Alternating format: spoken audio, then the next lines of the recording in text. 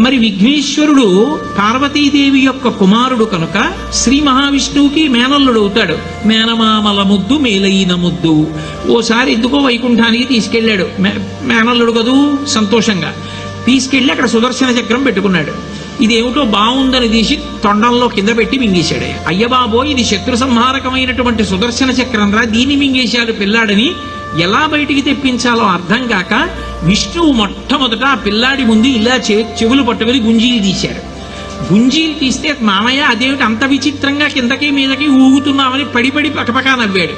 ఆ నవ్వడంలో పొలమారి లోపల ఉన్న సుదర్శన చక్రాన్ని పైకి కక్కాడు.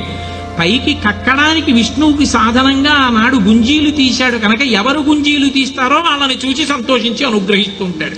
ఇప్పటికీ మీరు పాండిచేరి వెడితే పాండిచేరి రోడ్డు అంతా కూడా గుంజీలు తీస్తూనే కనపడతారు మీకు. విఘ్నేశ్వరుడి యొక్క పూజ అంత తేలిక.